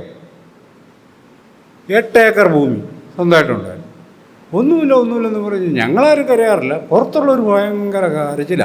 പാവപ്പെട്ട മനുഷ്യനാണ്. ഏത് അത് വേണ്ട, ആ പരിപാടി കയ്യിലിരിക്കുകയുള്ളൂ. അന്തസ്സിൻ്റെ യുദ്ധമാണ് നടക്കുന്നത്. പൊയ്യലപ്പച്ചൻ ഇതോടെ സൂചിപ്പിച്ചു. ഹിന്ദുമതത്തിൻ പുറവഴിയെ ക്രിസ്തുമതത്തിൻ പുറവഴിയെ സഞ്ചരിച്ചൊരു ജനതയാണ് ഞങ്ങളെന്ന് പറഞ്ഞ് പാടിയൊരാളാണ് പൊയ്യലപ്പച്ചൻ. കാണുന്നില്ലൊരക്ഷരവും എൻ്റെ വംശത്തെപ്പറ്റി, കാണുന്നുണ്ട് അനേക വംശത്തിൻ ചരിത്രങ്ങൾ എന്ന് ഖേദിച്ചൊരാളാണ് പൊയ്യലപ്പച്ചൻ. സൂക്ഷ്മരൂപത്തിൽ മലയാളി ചരിത്രത്തെ, ജ്ഞാനബോധത്തെ സ്വാധീനിച്ച ഒരു ദർശനത്തെ മുന്നോട്ട് വെച്ച, നമ്മളെല്ലാവരും തുല്യരും സഹോദരരുമാണ് നമ്മളെ പഠിപ്പിച്ച വലിയൊരു ഭാവനാ ലോകം തുറന്നിടാൻ ഈ കീഴ്ത്തട്ട് സമൂഹത്തിൽ നിന്നുണ്ടായ നവോത്ഥാന പ്രക്രിയയ്ക്ക് കഴിഞ്ഞിട്ടുണ്ട്. എന്നാൽ അതിനെ ഏറ്റെടുക്കുന്നതിൽ മലയാളി വിമുഖത കാണിച്ചു എന്നിടത്താണ് നമ്മളുടെ പരാജയം കിടക്കുന്നത് എന്നാണ് ഒരു 5 മിനിറ്റ് കൂടിയുള്ളൂ. ഒരു പ്രധാനപ്പെട്ട കാര്യം കൂടി പറയാം. ആ ഭാവനാലോകത്തിൻ്റെ വ്യത്യസ്തത, ഓരോ വിഭാഗവും ഓരോ തരത്തിലാണ് സാമൂഹികമായി ഉണ്ടായ മാറ്റത്തെ മനസ്സിലാക്കിയത്. ഒരേപോലെ അല്ല എല്ലാവരും പെരുമാറിയത്. അപ്പോൾ ഒരേപോലെ പെരുമാറണമെന്ന് വാശി പിടിക്കുന്നവർ സമൂഹം ഒരേപോലെയാണോ ജീവിക്കുന്നത് എന്നുകൂടി നോക്കണം. അപ്പോൾ ഒരേപോലെ അല്ല ജീവിക്കുന്നെങ്കിൽ വ്യത്യസ്തമായ പ്രതികരണമാണ് ഉണ്ടാവുക. ആ വ്യത്യസ്ത പ്രതികരണങ്ങളാണ് കേരളത്തിലെ വ്യത്യസ്ത സമൂഹങ്ങളിലുണ്ടായത്. ആ പ്രതികരണങ്ങളിൽ നിന്നാണ് ആധുനിക മലയാളി എന്ന ഒരു സങ്കല്പം രൂപപ്പെട്ടു വരുന്നത്. അത് ആത്മസാഹോദര്യത്തിൻ്റെ ഒരു ഭാവന ഗുരു അടക്കം അയ്യൻകാളി അടക്കമുള്ള ധാരകൾ ഉയർത്തിക്കൊണ്ട് വന്നു. 1920-30 കാലഘട്ടങ്ങളിൽ അത് വളരെ ശക്തമായ ഒരു സാമൂഹിക സാന്നിധ്യമായിരുന്നു. ഇത് ഞാൻ വെറുതെ പറയുന്നതല്ല, സാമൂഹിക സാന്നിധ്യമായിരുന്നു. ഈ ഐത്തജാതിക്കാരായ സ്ത്രീകൾ, അന്നത്തെ ഘട്ടത്തിലെ ദളിത് സ്ത്രീകൾ മറയ്ക്കാൻ വേണ്ടി മറച്ചു, കല്ലുമാല പൊട്ടിച്ചെറിഞ്ഞ് ബ്ലൗസ് ഇട്ടപ്പം അവിടുത്തെ പ്രമാണിമാരെല്ലാം കൂടി വന്ന് അതിഭീകരമായ ലഹളയുണ്ടാക്കി. 1000-ഓളം കുടിലുകളാണ് കൊല്ലത്ത് കത്തിച്ചത് പെരുന്നാട്ടിൽ. അയ്യങ്കാളി വന്ന ഒരു സമാധാന സമ്മേളനം നടത്തി. അയ്യങ്കാളി അടിപിടിക്കാരനാണെന്നാണ് കേരള ചരിത്രം. ടി കെ വേലുപ്പിള്ള മുതൽ മുഴുവൻ ആൾക്കാരും പറയുന്നത് പുലിയ ലഹളയാണ്. അവർ എന്താണോ ഈ പറയുന്നത്, എനിക്കൊരു പിടിയും കിട്ടുന്നില്ല. ഇവരാരും ലഹളയുണ്ടാക്കില്ല. അവർ വസ്ത്രം ധരിക്കും, മറ്റൊരു വന്ന് കീറുന്നുകൊണ്ട് അവർ അടി കൊടുക്കും. പിന്നെ കീറുന്നുകൊണ്ട് അടിയല്ല, പിന്നെ എന്നാ കൊടുക്കാൻ പറ്റുന്നത്? അത്രയേ ഉള്ളൂ. എന്നിട്ട് ഇവർ ലഹളയുണ്ടാക്കിയത്, വീട്ടിൽ ഇരുന്നവർ ലഹളയുണ്ടാക്കിയെന്നാണ് ചരിത്രകാരന്മാർക്ക് തോന്നുന്നു. അവരായിരിക്കും അങ്ങനെ എഴുതി വെച്ചേക്കുക. അപ്പോൾ ആ ചരിത്രമൊന്നും ഇനി ചിലവായിയല്ല. ഒറ്റ പുസ്തകം കൊണ്ട് കേരളത്തിൻ്റെ ചരിത്രകാരന്മാരുടെ ജീവിതം അവസാനിപ്പിച്ച ഒരാളാണ് ഡോക്ടർ വിനിൽ പോൾ. അദ്ദേഹത്തിന് ഇപ്രാവശ്യം യൂത്ത് ഐക്കണിൻ്റെ അവാർഡിൽ നിന്ന് രാവിലെ പത്രത്തെ കാണുമ്പോൾ എനിക്ക് വലിയ സന്തോഷം തോന്നി. ഒറ്റ പുസ്തകം കൊണ്ട് ഗുരുക്കളൊക്കെ ചക്രശ്വാസം വലിച്ചുപോയി. നിങ്ങളുടെയൊക്കെ പുസ്തകത്തിൽ തന്നെ അടിമയില്ല, അടിമകളെ കാണുന്നില്ലല്ലോ എന്ന ഒറ്റ ചോദ്യത്തിന് 3 മണിക്കൂർ കൊണ്ട് ഗുരുക്കൾ ഉത്തരം പറഞ്ഞിട്ടും കുഴഞ്ഞു വീഴുന്നതല്ലാതെ ഉത്തരാവുന്നു. അവിടെ ഇത്ര കച്ചേരിയൊന്നും വേണ്ട. അപ്പം ഞാൻ പറയുന്നൊരു കാര്യം, ഈ വിജ്ഞാന വ്യവസ്ഥ പല കാര്യങ്ങളിങ്ങനെ മറച്ചു പിടിക്കുക, മാറ്റിവെക്കുക. അപ്പോൾ ഈ ഒരു പുതിയൊരു ഭാവനാ ലോകത്തെ ഏറ്റെടുക്കാൻ കേരളത്തിന് കഴിഞ്ഞില്ല. ഇതൊരു സാന്നിധ്യമായിരുന്നു, നിറസാന്നിധ്യം. VT ഭട്ടതിരിപ്പാട് വിധവാ വിവാഹം നടത്തും. ആരാ സാക്ഷി? സഹോദരയ്യപ്പൻ്റെ ഭാര്യ പാർവതിയുമാണ്. എന്താ അവർ തമ്മിലുള്ള ബന്ധം? ആത്മസാഹോദര്യത്തിന് ബന്ധമാണ്. അയ്യൻകാളി നടത്തിയ സമാധാന സമ്മേളനത്തിൽ, കൊല്ലത്ത് നടത്തിയ സമാധാന സമ്മേളനത്തിൻ്റെ അധ്യക്ഷൻ ചങ്ങനാശ്ശേരി പരമേശ്വരൻ പിള്ളയായിരുന്നു. എന്താണ് അവർ തമ്മിലുള്ള ബന്ധം? ചങ്ങനാശ്ശേരി പരമേശ്വരൻ പിള്ള ആരാണ്? അദ്ദേഹം എന്താ ചെയ്തുകൊണ്ടിരുന്നത്? അദ്ദേഹം നായന്മാരോട് പറഞ്ഞതേ, നമ്പൂരി വരുമ്പോൾ പുറകെ കൂടി ഇറങ്ങിപ്പോകുന്ന പണി നിർത്തിക്കോണം എന്ന് പറഞ്ഞു. മര്യാദയ്ക്ക് നല്ല അന്തസ്സായി പെണ്ണ് കെട്ടി ജീവിക്കാൻ പറഞ്ഞു, അല്ലെ നമ്മൾ നശിച്ചു പോകുമെന്ന് പറഞ്ഞു നായന്മാർ എന്ന് പറഞ്ഞ് നായന്മാരെ ഉത്ബോധിപ്പിച്ച, അവർക്കൊരു ജീവിതം ഉണ്ടാക്കി കൊടുക്കാൻ വേണ്ടി കഷ്ടപ്പെട്ട ആളാണ് ചങ്ങനാശ്ശേരി പരമേശ്വരൻ പിള്ള. അദ്ദേഹമായിരുന്നു അയ്യങ്കാളി നടത്തിയ സമ്മേളനത്തിൻ്റെ അധ്യക്ഷൻ. എന്താണ് ബന്ധം? ആത്മസാഹോദര്യത്തിന് ബന്ധമാണ്. അങ്ങനെ നിരവധി കഥകൾ കേരളത്തിൽ പറയാൻ പറ്റും, നിരവധി കഥകൾ. പക്ഷേ കേരളം അത് ഏറ്റെടുത്ത്, പ്രത്യേകിച്ച് ഇടതുപക്ഷം അത് ഏറ്റെടുത്ത് അത് മുഴുവൻ മുന്നോട്ട് കൊണ്ടുപോയി അതങ്ങ് പുഷ്കലമാക്കി വർഗ വിപ്ലവം നടത്തി. ഇപ്പം എല്ലാവരും സമാധാനമായിട്ട് ഈ കേരളത്തിൽ ജീവിക്കുക എന്ന് തോന്നും പറയണ കേട്ടാ. അങ്ങനെയൊന്നും അല്ല അതിൻ്റെ കാര്യം. ഇത് വളരെ ശക്തമായി മുന്നോട്ട് വന്നു. ഓരോ ജാതി വിഭാഗങ്ങളും തുല്യരല്ലാതെ ജീവിക്കുന്ന കേരളീയ സമൂഹത്തിൽ സാഹോദര്യ മൂല്യത്തിൽ അധിഷ്ഠിതമായൊരു സമൂഹവും എല്ലാവരും തുല്യരാണെന്ന് വിചാരിക്കുന്ന മനുഷ്യരും ഉണ്ടാകണമെന്നുള്ള പുതിയ സാമൂഹിക ഭാവന വികസിച്ചപ്പോൾ സമുദായം, ജാതി തുടങ്ങിയവയൊക്കെ സമൂഹത്തിൽ നിറഞ്ഞു നിൽക്കുന്ന ഘട്ടത്തിൽ കേരളീയ സമൂഹത്തെ പിടിച്ചെടുത്തത് ഈ സമുദായങ്ങളുടെ അഭിലാഷങ്ങളായിരുന്നില്ല, മറിച്ച് വളരെ പെട്ടെന്ന് ദേശീയ പ്രക്ഷോഭം, ദേശീയത, ദേശീയ സമരം, ദേശീയ പൗരൻ, ബ്രിട്ടീഷ് വിരുദ്ധ പ്രക്ഷോഭം തുടങ്ങിയ പുതിയ കാറ്റഗറികൾ വന്ന് നമ്മളുടെ സമൂഹത്തിൻ്റെ മൊത്തം ഭാവനയെ പിടിച്ചെടുക്കുകയും, അപ്പോൾ നമുക്ക് ഇടയിലുള്ള അന്തരമൊക്കെ നമ്മളങ്ങ് മറന്നിട്ട് നമ്മളല്ല ഇന്ത്യക്കാരാണെന്നുള്ള വ്യാജ്യമായൊരു തോന്നലിലേക്ക് നമ്മളങ്ങ് ചെന്നപ്പെടുക. പിന്നെ മഹാത്മാഗാന്ധിയായി, ദേശീയ പ്രക്ഷോഭമായി, ആ വഴിക്ക് ഒരു ധാര. അന്നേരം വേറൊരു ധാര കേരളത്തിൽ പ്രത്യക്ഷപ്പെട്ടത് ജാതിയൊന്നുമില്ല കേട്ടോ, അതൊക്കെ ചുമ്മാ പറയുന്നതാണ്. ഈ മുണ്ടൂർ രാവണി എന്ന് പറഞ്ഞ ചെറുകഥ ഓർത്തത്. മുണ്ടൂർ രാവണിയുടെ ഒരു ചെറുകഥയെ പറയുന്നൊരു കാര്യം, നാട്ടിൻപുറത്ത് പുള്ളിയൊരു വാര്യരാണ്. നാട്ടിൻപുറത്ത് അമ്പലമൊക്കെ ആയിട്ട് ഇങ്ങനെ കഴിയുന്നൊരു പാവം മനുഷ്യൻ. അപ്പോൾ നാട്ടിൽ നിന്നൊരു നമ്പൂതിരി പയ്യൻ ചെന്നൈയിലൊക്കെ പോയി താമസിച്ചിട്ട് തിരിച്ചു വന്നു. ഈ വാര്യരെ കണ്ട പറയും, വാര്യരെ ദൈവമൊന്നുമില്ല കേട്ടോ, നിങ്ങൾ വെറുതെ അമ്പലത്തിൽ ചുറ്റി ജീവിതം കളയണ്ട എന്ന് പറഞ്ഞു. അപ്പോൾ വാര്യർക്ക് പ്രശ്നമായി. ദൈവം ഉണ്ടെന്നാണ് പുള്ളി യഥാർത്ഥം വിചാരിക്കുന്നത്. പക്ഷെ ദൈവം ഇല്ലെന്ന് പറഞ്ഞില്ല, ഇനി ജീവിക്കാനും പറ്റിയില്ല, ആകെ പ്രശ്നമായി. ഇപ്പോൾ പുള്ളി അന്ന് വൈകുന്നേരം അമ്പലത്തിൽ ചെന്നപ്പം ദേവി എൻ്റെ ദൈവവിശ്വാസം ഒന്ന് മാറ്റിത്തരണമെന്ന് പ്രാർത്ഥിച്ചു എന്നാണ് കഥ. എന്ന് പറയുന്ന പോലെ ജാതിയൊന്നുമില്ല കേട്ടോ, ജാതിയൊന്നുമില്ല. അതുകൊണ്ട് വർഗമാണ്. നമ്മൾ പല വർഗത്തിൽപ്പെട്ടിരിക്കുന്നു. തൊഴിലാളി വർഗം, മുതലാളി വർഗം, ഇടത്തരം വർഗം തുടങ്ങിയ വർഗങ്ങളിൽപ്പെട്ടവരാണ്. അപ്പോൾ കേരളത്തിലെ അടിമജാതി അവർ കർഷക തൊഴിലാളി എന്ന് വിളിക്കണം. ഞാൻ അങ്ങനെ വിളിച്ച് പഠിക്കുക, അങ്ങനെ പഠിക്കുക. മനസ്സിലായി? അവർ ഇവിടുത്തെ ചില ജാതികളൊക്കെ ഭയങ്കര സമരം, അങ്ങനെ പറയരുത്, മുതലാളിമാർ അങ്ങനെ പറഞ്ഞു പഠിക്കണം. മുതലാളിമാരും തൊഴിലാളികളും അവർ തമ്മിലുള്ള യുദ്ധം. ഏറ്റവും അവസാനം തൊഴിലാളി എണ്ണം കൂടുതലായതുകൊണ്ട് തൊഴിലാളി ജയിക്കുന്നു, ഭരണകൂടം ഉണ്ടാക്കുന്നു, മുതലാളിമാരെ മുഴുവൻ കശാപ്പ് ചെയ്യുന്നു, നമ്മളെല്ലാം സസുഖം വാഴുന്നു. ഇത്തരം വിഭ്രാത്മകമായിട്ടുള്ള കഥകൾ പറഞ്ഞ് യഥാർത്ഥത്തിൽ കേരളത്തിലെ മനുഷ്യനെ നവീകരിക്കാനുള്ള വലിയൊരു ശക്തിയെ കുടഞ്ഞുകളയുകയും വീണ്ടും സവർണ ആധിപത്യമെന്ന് വിളിക്കാവുന്ന, സവർണ ഒളിഗാർക്കി എന്ന് വിളിക്കാവുന്ന പുതിയൊരു സമൂഹമായി നമ്മൾ പരിവർത്തനം. നമ്മുടെ നേതാക്കന്മാർ മുഴുവൻ സവർണരായിരിക്കുന്നത് എന്തുകൊണ്ടാണ്? എന്നാൽ പിന്നെ നിങ്ങൾ കുറേ പട്ടികക്കാരങ്ങ് വിട് എന്ന് എന്നോട് തർക്കിച്ചിട്ട് കാര്യമില്ല. ഇത് സ്വാഭാവികമല്ല, അത് നിങ്ങളങ്ങനെ വിചാരിക്കരുത്. നിങ്ങൾ നോക്കൂ, നവോത്ഥാന കാലഘട്ടത്തിൽ കേരളത്തെ നയിച്ചതാരാ? ശ്രീനാരായണ ഗുരുവാണ്, അയ്യൻകാളിയാണ്, പൊയ്കയിലപ്പച്ചനാണ്, പണ്ഡിറ്റ് കറുപ്പനാണ്, കൃഷ്ണാദിയാശാനാണ്. എത്രയോ പേര് പറയാൻ പറ്റും ഈ അവർണ സമൂഹങ്ങളിൽ നിന്ന്. കൂടെ സ്വന്തം സമുദായത്തെ പരിഷ്കരിച്ചുകൊണ്ട് ചങ്ങനാശ്ശേരി പരമേശ്വരൻ പിള്ളയുണ്ടായി, സ്വന്തം സമുദായത്തെ പരിഷ്കരിച്ചുകൊണ്ട് വീട്ടി പട്ടുതിരിപ്പാടുണ്ടായി. എത്രയോ പേര് പറയാൻ പറ്റും. ഇപ്പം നിങ്ങൾ പാർട്ടിയുടെ നേതാക്കന്മാരൊക്കെ നോക്കി, ഒരാളെ പറയാം, ഒറ്റയാൾ. ഇപ്പോൾ കേരളം എങ്ങോട്ടാണ് സഞ്ചരിച്ചത്?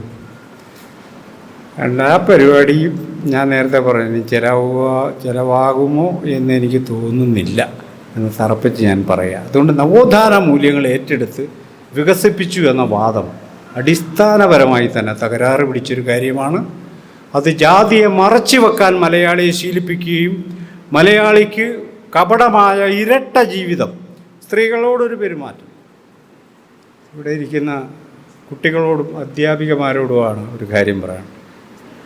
സ്ത്രീകളെ നിങ്ങളുള്ളപ്പോൾ ഞങ്ങൾക്കൊരു ഭാഷയുണ്ട് പുരുഷന്മാർക്ക്, നിങ്ങളില്ലാത്തപ്പോൾ ഞങ്ങൾക്ക് വേറൊരു ഭാഷയുണ്ട് കേട്ടോ, നിങ്ങൾ അറിഞ്ഞിരുന്നാൽ നിങ്ങൾക്ക് കൊള്ളാം. ഉണ്ട്. ഞാൻ ഒരു ദളിതനാണ്, ഞാൻ ഉള്ളപ്പോൾ നിങ്ങൾക്കൊരു ഭാഷയുണ്ടെന്ന് എനിക്കറിയാം, സവർണർക്ക്.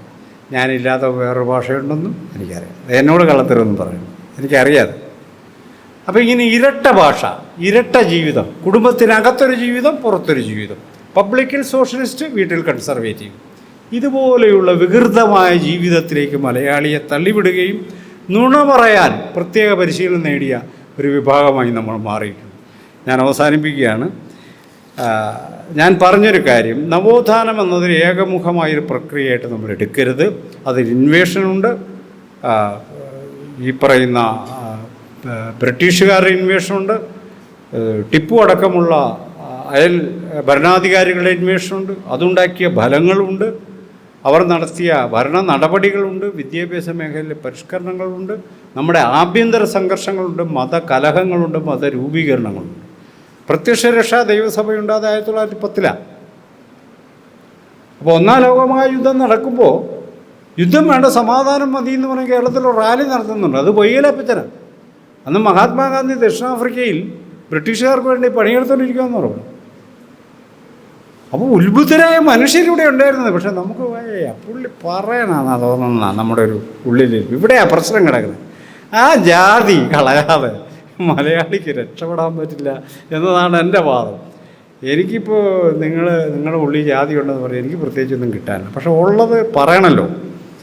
അത് സവർണർക്ക് മാത്രമല്ല, അവർണർക്കും ഉണ്ട്. അവർണത്ര മോശക്കാരൊന്നുമല്ല ജാതിയുടെ കാര്യത്തിൽ. ഈ പുലയർ വിചാരിക്കുന്ന പറയരേക്കാൾ മുന്തിയ ജനം ഞങ്ങളാണ്.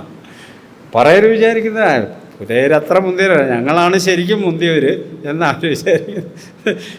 ഈ ജാതി നമ്മളെ എല്ലാവരെയും പിടികൂടിയ മാരകമായൊരു രോഗമാണ്, ഒരു മനോരോഗമാണ്. അതിൽ നിന്ന് നമ്മൾ ഈ Syrian Christians is not a religious group, it is a caste. അതുകൊണ്ടാണ് അവർ പുറത്തുനിന്ന് കല്യാണം കഴിക്കാത്തത്. സുറിയാനി ക്രിസ്ത്യാനികൾ കേരളത്തിൽ ഒരു റിലീജിയസ് സമൂഹമല്ല, ജാതിയാണ്. അതുകൊണ്ട് അവർ പുറത്തുനിന്ന് ആരും കെട്ടിയല്ല, അവർ തമ്മി കെട്ടി ജീവിക്കുകയുള്ളൂ. ജാതിയുടെ യഥാർത്ഥ ലക്ഷണം എന്താ? എൻഡോഗമിയാണ്, സ്വഗോത്ര വിവാഹമാണ്. അപ്പോൾ അത് നമ്മളതുകൊണ്ട് ഇത്തരം ചെറിയ ജീവിതങ്ങളിലൂടെ നമുക്കുണ്ടാവുന്ന മാനവികതയുടെ നഷ്ടം നമ്മൾ മനസ്സിലാക്കണം. നമുക്ക് കൂടുതൽ നല്ല മനുഷ്യരായിരിക്കാനും അപരമനുഷ്യരെ സ്നേഹിക്കാനും അവരോടൊപ്പം നിൽക്കാനും ഒക്കെ കഴിയുന്ന വിധമുള്ള പുതിയൊരു മനുഷ്യഭാവനയിലേക്ക് നമ്മൾ തുടങ്ങി വെച്ച വലിയ പരിശ്രമങ്ങൾ ഇടക്കാലത്ത് തടസ്സപ്പെട്ടിട്ടുണ്ട്. നമ്മളത് വീണ്ടെടുക്കേണ്ടതുണ്ട് എന്ന് തന്നെയാണ് എൻ്റെ സുചിന്തിതമായ അഭിപ്രായം. കേവലമായ നരേഷനിൽ വീഴാതെ വസ്തുതാപരമായ കാര്യങ്ങൾ വെച്ചുള്ള പഠനങ്ങളും